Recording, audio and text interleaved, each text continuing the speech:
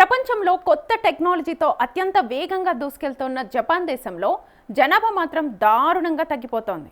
అక్కడ యువత పెళ్లిళ్లపై ఆసక్తి చూపకపోవడంతో జననాల రేటు దారుణంగా పడిపోతున్నట్లుగా గుర్తించిన ప్రభుత్వం కీలక నిర్ణయం తీసుకుంది. ఈ పరిస్థితిని చక్కదిద్దడానికి జపాన్లోని కోచి ప్రిఫెక్చర్ రాష్ట్రం ప్రభుత్వం ఒక వినూత్న పథకాన్ని 2026 ఏప్రిల్ నుంచి అమల్లోకి తీసుకొచ్చింది. జపాన్లో ముదురుతోన్న జనాభా సంక్షోభం ఆ దేశాన్ని వినూత్న నిర్ణయాల వైపు నడిపిస్తోంది. ప్రపంచంలోనే అత్యంత వేగంగా వృద్ధాప్యం చెందుతున్న సమాజంగా మారుతోన్న జపాన్ ఇప్పుడు తన యువతను ప్రేమలో పడేలా చేసేందుకు ఏకంగా ప్రభుత్వ సబ్సిడీని కూడా ప్రకటించింది. 2024 గణాంకాల ప్రకారం జపాన్ జనాభాలో 29.3% మంది, సుమారు 3.62 కోట్ల మంది 65 ఏళ్ల పైబడ్డవారే. ఈ ఆందోళనకర పరిస్థితుల్లో జననాల రేటును పెంచేందుకు కొచ్చి ప్రిఫెక్చర్ ఒక వింతైన ఆసక్తికరమైన పథకాన్ని తెరమీదికి తీసుకొచ్చింది.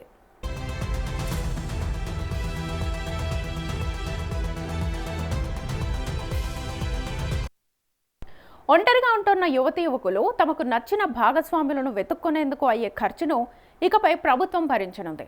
ఏప్రిల్ 1, 2026 నుంచి ప్రారంభమైన ఈ పథకం కింద 20 నుంచి 39 ఏళ్ల మధ్య వయస్సు గలవారు డేటింగ్ యాప్లు లేదా మ్యాచ్ మేకింగ్ సేవలను ఉపయోగిస్తే వారికి ఏడాదికి గరిష్టంగా 20,000 యెన్లు, సుమారు 12,000 రూపాయలు సబ్సిడీగా ఇస్తారు. రిజిస్ట్రేషన్ ఫీజులు, మెంబర్షిప్ సబ్స్క్రిప్షన్స్ కలిపి వాటికి అయ్యే ఖర్చులను ప్రభుత్వం రియంబర్స్ చేస్తుంది. యువత పెళ్లివైపు అడుగులు వేయడానికి ఆర్థిక ఇబ్బందులు అడ్డుకాకూడదనే ఉద్దేశంతో ఈ నిర్ణయం తీసుకున్నట్లుగా అధికారులు వెల్లడించారు. ఈ పథకం కింద 20 నుంచి 39 ఏళ్ల మధ్య ఉండి ఒంటరిగా ఉన్న వ్యక్తులు డేటింగ్ యాప్ల సబ్స్క్రిప్షన్ కోసం ఖర్చు చేసే మొత్తంలో గరిష్టంగా 20,000 యెన్లు, అంటే సుమారు 12,000 వరకు ప్రభుత్వం సబ్సిడీగా తిరిగి చెల్లిస్తుంది. రిజిస్ట్రేషన్ ఫీజులు, మంత్లీ ఛార్జీల రసీదులను సమర్పిస్తే ఆ డబ్బును ప్రభుత్వం నేరుగా వారి ఖాతాల్లో జమ చేస్తుంది. కేవలం ఆర్థిక సాయం కాకుండా టోక్యో నగర ప్రభుత్వం స్వయంగా టోక్యో పుటారి స్టోరీ అనే ఆర్టిఫిషియల్ ఇంటెలిజెన్స్ ఆధారిత డేటింగ్ యాప్ను కూడా ప్రారంభించింది. ఈ యాప్ ద్వారా వ్యక్తుల అభిరుచులు, విలువల ఆధారంగా సరైన భాగస్వామిని ఏఐ ఎంపిక చేస్తుంది.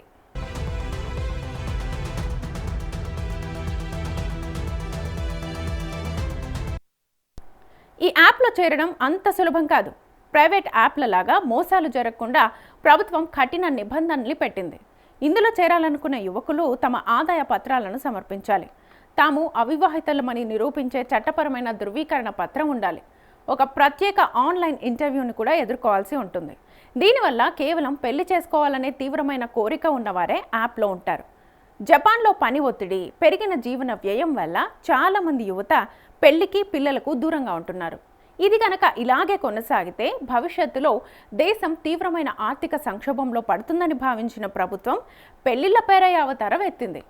గతంలో మియాజాకి వంటి ప్రాంతాల్లో 6,000 సాయం అందిస్తే ఇప్పుడు కొచ్చి ప్రభుత్వం ఆ మొత్తాన్ని రెట్టింపు చేయడం గమనార్హం.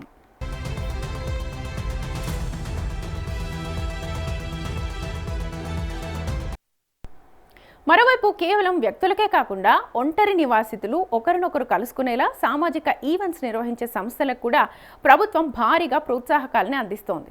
ఇలాంటి మీటింగ్ ఈవెంట్స్ నిర్వహించే సంస్థలకు గరిష్టంగా 1,00,000 యెన్లు, సుమారు 58,795 రూపాయలు గ్రాంట్గా అందజేస్తారు. Kochi prefecture opportunity for meeting support project కింద ఈ నిధులను విడుదల చేయనున్నారు. ప్రేమను వెతుక్కునే వారి కోరికలను నెరవేర్చి దేశంలో వివాహాల సంఖ్యను పెంచడమే ఈ ప్రాజెక్ట్ ప్రధాన లక్ష్యం.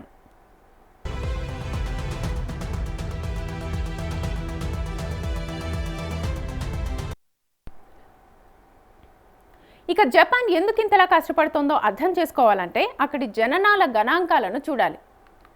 1899లో రికార్డులు ప్రారంభమైన నాటి నుంచి 2025లో అతి తక్కువగా 7,05,809 జననాలు మాత్రమే నమోదయ్యాయి. వరుసగా 10వ ఏడాది కూడా జననాల రేటు క్షీణించడం గమనార్హం.